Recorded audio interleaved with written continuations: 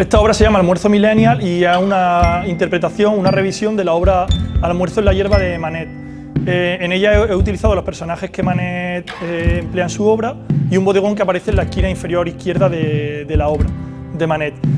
Bueno, como podéis ver, en la pierna de la chica aparecen símbolos de la lucha feminista, como por ejemplo la princesa Chicle, ¿no? que es un símbolo de precisamente eso, de la lucha feminista, de un personaje distópico que sale un poco de los estándares que se han adjudicado siempre al personaje femenino. También aparece la mano del hombre como una mariposa que simboliza eso, pues digamos, la metamorfosis del hombre en el siglo XXI, ¿no? Donde ahora lo que se llaman nuevas masculinidades pues dan una idea del hombre diferente a esos valores nefastos que se habían extendido, ¿no? En la parte de abajo podemos ver una serpiente que aparece entre las manzanas, ¿no? Haciendo un poco alusión también a esa idea que se ha extendido pecaminosa de la mujer en la Biblia, por ejemplo, o en la religión. Y aparece una hogaza de pan, que el pan, como sabéis, simboliza siempre al cuerpo de Cristo y tal, o al cuerpo del Padre, ¿no? Y aparece con un cuchillo de una manera digamos, que está muy explícita, de acabar con esos prejuicios, esos valores que se han extendido con la tradición, ¿no? religiosa. Y en la parte de la esquina inferior izquierda aparece un sapo que simboliza, el batracio siempre simboliza la lujuria en la pintura de la historia del arte. Y aquí lo que hago es que, digamos, hago una fiesta con ese batracio. Lo visto de colores, le pongo unos ojos con una estrella que también hacen alusión a la fantasía, a la animación, y lo que quiero es un poco reivindicarlo, ¿no? Como reivindicar la necesidad de también, ¿por qué no?, valorar esa idea de la lujuria como algo positivo. En esta obra represento una de las batallas típicas, ¿no?, que podemos encontrar, por ejemplo, en los salones de nuestros abuelos, ¿no?, de esas batallas o quizás esos cuadros de caza. También está construida a base de fragmentos de obras de otros artistas como Rubens, por ejemplo. Y aquí lo que he hecho es incluir la figura de los Pokémon, ¿no?, por la simbología que tienen cada uno de ellos. En este caso, Suicune es el personaje central. Suicune es un Pokémon que representa la nobleza y que es el encargado digamos, el que purifica las aguas que están contaminadas, ¿no? Un poco es la idea de este Pokémon. Como hablaba antes, la iconografía de la cultura contemporánea es la que yo más controlo y es de la que puedo hablar.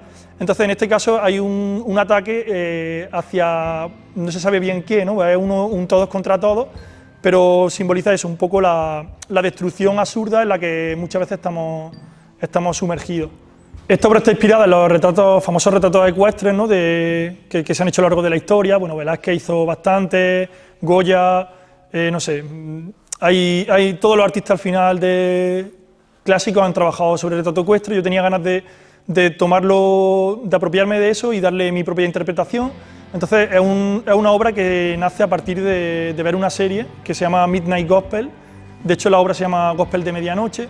Entonces, digamos que el personaje entra en mundos totalmente fantásticos a través de una especie de cápsula que tienen en su habitación. Y bueno, a mí me ha hecho un poco, yo creo, enlazarlo un poco a lo autobiográfico, al autorretrato, aunque no sea yo el personaje que aparece, pero es una especie de yo, ¿no?, de alter ego, y simplemente me he posicionado en uno de esos mundos alternativos, pero haciendo un poco alusión a los paseos que esta cuarentena me ha regalado, ¿no?, de alguna manera. El hecho de estar solo en un pueblo pequeño donde podía caminar muchas noches en la soledad, ¿no?, escuchando música y tal.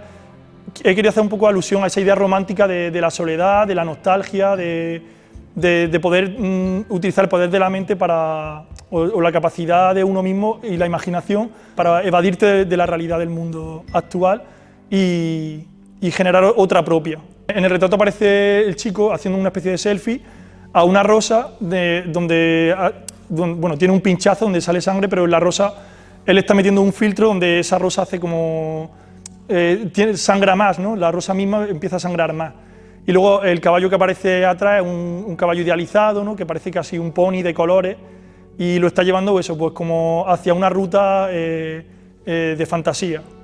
En esta obra, siguiendo un poco también con la línea de las obras anteriores, hago también alusión a la animación, a los cartoons, y bueno, pues en este caso he cogido dos tigres y lo he puesto en una, bueno, he hecho una especie como de riña o de pelea entre ellos, y la obra se llama Ruptura, que pues bueno, pues, habla un poco de eso, ¿no? de las relaciones, ¿no? de lo difícil que a veces se hace y de lo ridículo que es muchas veces, por eso estos colores tan saturados, las cosas por las que se generan esas rupturas, ¿no? entre individuos. Y bueno, pues las serpientes también, como podéis ver, en casi todas las obras aparece la figura de la serpiente, pero en cada una de ellas pues tiene como una connotación distinta. En este caso es como el enemigo que oprime al propio agresor, digamos. Y bueno, está todo hecho en clave de humor, ¿no? Porque al final siempre es eso, los colores ácidos, la manera de trabajar la materia también es muy infantil en estos casos, ¿no? Y luego la parte más realista se centra en las figuras principales. En esta obra más o menos trato de trabajar lo que ya estoy comentando en el resto, ¿no? De que, bueno, pues, que aparece siempre un personaje como que acecha a otro, la mezcla entre la bondad y la maldad, ¿no? Pero básicamente lo que más, o sea, el principal objetivo de esta obra era un poco jugar con la materia, o sea, más lo plástico, más la parte plástica de la obra, que por eso tiene ese volumen, directamente poner la materia desde el bote de óleo y divertirme, ¿no? Un poco con la pintura, que yo creo que en el fondo cualquier pintor lo que busca es eso, ¿no? Pasárselo bien con su trabajo y disfrutarlo. Y en este caso pues me he dejado atrás un poco los prejuicios más académicos, ¿no? Que siempre solemos tener con nuestro trabajo, y me he querido divertir. Es como si estuviese haciendo casi un pastel, ¿no? Incluso con la manga pastelera, pues muchas veces meto el tubo de óleo y creo esas texturas. En esta zona, como podéis ver, es la parte más rupturista de la exposición. La exposición empieza con una parte más luminosa y más colorida, más ácida, que es la que te pega, digamos, la bofetada de inicio. Y una vez que ya llega al final de la exposición, encuentras este remanso, ¿no? Que es una parte más como para reflexionar sobre la violencia que ha encontrado en la otra obra. Y bueno, pues he generado una especie de paisaje expresionista, podríamos decirlo, por la manera en la que está pintado, donde lo que aparecen son unas ruinas que hacen referencia al mundo clásico, pero como se puede ver, pues están destruidas, ¿no? Quedan nada más que los pilares de eso, ¿no? Que es un poco lo que se ve en la exposición. Quedan algunos pilares del mundo clásico, pero a la vez están siendo absorbidos por lo más contemporáneo, por la nueva iconografía, por lo que más conocemos, ¿no? Las generaciones más actuales. La obra se llama El jardín donde enterraron tus huesos, porque hace un poco referencia también a eso, a enterrar el pasado e intentar desenterrarlo, ¿no? Por eso estos dos perros están aquí como custodiando un poco los huesos que quedan de esos valores que vamos perdiendo con el tiempo. Y bueno, pues como podéis ver también las imágenes que salen o los animales que aparecen están extraídos de pintura del siglo XVI, de los pintores holandeses. Lo que hemos hecho es integrar dentro del mural pequeñas obras que casi se confunden con el tratamiento que tiene el propio mural. Y esos salpicones, ese dripping que tiene, lo que hace es que sea más dinámico, ¿no? Que parezca como más orgánico todo lo que se puede ver.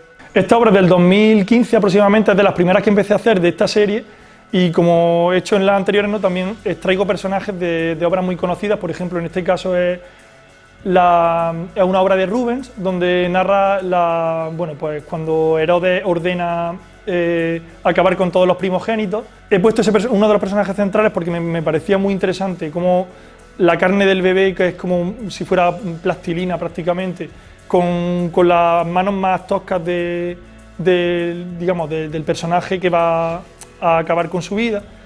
Y estaba rodeado de estas aves que la he sacado de los paisajes de Frank Schneider, de un pintor del siglo XVI, y de Clara Peters, donde hacía unos paisajes rodeados de aves a los que llamaba concierto de aves, y están como rodeando a ese personaje central y en una especie de ritual, ¿no? Como no se sabe bien si intentando evitar lo que va a pasar o realzando el ánimo, ¿no? Un poco. Quiero que el espectador casi que imagine lo que puede pasar, pero me gusta generar esta especie de historias raras o de escenas extrañas donde no se sabe bien lo que está pasando. Esta obra está realizada en carboncillo, a diferencia del resto de la exposición, que son óleo y acrílico. Es una conexión con el mural, donde aparece eso, un jarrón barroco, pero trabajado con esta expresividad, esta pintura más expresionista, que bueno, pues pues habla un poco también de eso, de los vanitas, ¿no? Son una especie de vanitas porque al final son flores que se están pudriendo. Bueno, pues estas obras más pequeñas son un retrato de Mew, que es uno de los Pokémon a los que siempre hago mucha alusión, porque digamos que es un Pokémon que solamente se aparece a las personas puras de corazón, digamos en su mitología así, y contiene el código genético de todos los animales del mundo, ¿no? Entonces, hay veces que lo he representado muerto, ¿no? Porque como que su función en el mundo ya no tiene sentido, ¿no? Porque la bondad a veces parece que no está presente, ¿no? Pero en este caso es como un homenaje a esa idea de la bondad, ¿no? Y bueno, este retrato es un retrato de Cecilio G, que es un cantante de trap muy conocido y que realmente representa lo que es el trap real, ¿no? Porque es una persona que realmente está un poco destruida y se ha convertido como en un icono muy generacional, de que o sea, las nuevas generaciones lo están utilizando mucho como eso, pues muy real. Entonces le quería hacer como ese pequeño guiño a él porque un poco de todas las cosas que se hablan en la exposición al final tienen que ver con esa idea de la individualidad, ¿no? También en ese sentido. Y bueno, creo que había que hacer un pequeño homenaje a ese icono, ¿no? Que al final empieza a ser este personaje. Esta obra, bueno, es de la colección de Belling, del grafitero Belling, y bueno, pues está también inspirada en pintura holandesa, y lo que hago es que rescato una liebre, porque tiene como muchas connotaciones también en algunas culturas, la liebre, y lo que hago es que represento una cabeza de liebre al fondo, que también está desollada, ¿no? Haciendo un poco de referencia también a mi etapa anterior, y un poco pues también hablar sobre ese tránsito de la vida y la muerte. Al fondo aparece una tormenta y otro animal que acecha, ¿no? Como en otras obras pasa, que también en este caso es la serpiente, como símbolo del mal, de la maldad. Entonces, bueno, pues habla un poco de eso, ¿no? Es contar una historia a través de esta pintura. Esta obra es La leona herida de Frank Schneider, y entonces lo que he hecho es llevarla a otro paisaje súper descontextualizado. La leona está sobre un tronco y está igual que en la obra de Carboncillo, aparece rodeada de aves, ¿no? De ese concierto de aves. Entonces, bueno, no se sabe, yo le he puesto What a Fantasy Funeral, es como si fuese un funeral realmente, ¿no? Las aves muestran esa indignación, pero no se sabe bien si es en contra de la leona o es enfurecidas por el daño que se le ha ejercido a ella, ¿no? Es como generar un poco de eso, de una imagen rara. Aquí quise experimentar un poco más, todavía se ven un poco de referencia a mi pintura anterior con el desollado de la leona. Y bueno, pues lo que he utilizado sobre todo ha sido mucho empaste, mucha materia, porque me gusta sobre todo trabajar con muchísima carga de óleo, y lo que hago es que hago una especie de masa con carbonato cálcico, que lo mezclo con aceite de linaza y luego con el óleo, y genero esa pasta. Y entonces en este caso lo que he hecho ha sido utilizar la manga pastelera directamente, poniéndola en el bote de óleo y haciendo esas flores, ¿no? Entonces la pintura lo que cobra es como tres planos distintos. Está el fondo, que es muy vaporoso, que está hecho con aerógrafo y se queda en la parte del fondo total. Luego una pintura más ligera, como por ejemplo puede verse en toda esta parte de aquí, que está pintado con esmalte de Titan Lux, vaya. Y luego una tercera parte que ya es como más impactada, y la cuarta parte que es con la manga pastelera, que es toda esta forma que se ve aquí, que bueno, que ya es con la manga pastelera, utilizando mucha cantidad de óleo e incluso a veces pues generando un relieve casi escultórico en la propia pintura. Bueno, esta es una obra muy famosa, muy conocida de Rubens, que es la de Caín y Abel. Entonces lo que yo he hecho es pues descontextualizarla, ¿no? Es una de las primeras obras que empecé a hacer de esta serie, por eso todavía mantiene la estética de los animales descarnados con la que solía trabajar.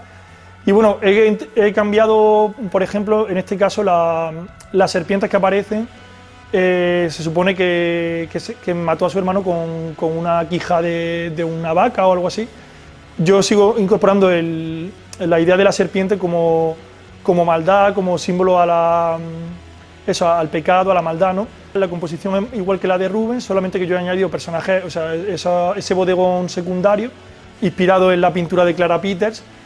Y bueno, pues añado elementos como las manzanas o otras frutas que parecen pudrirse, o sea, no sé, como un poco, pues eso, pues hablando de esa idea de la maldad, de acabar con lo que tenemos, ¿no? O sea, todo lo que aparece está como yerto alrededor.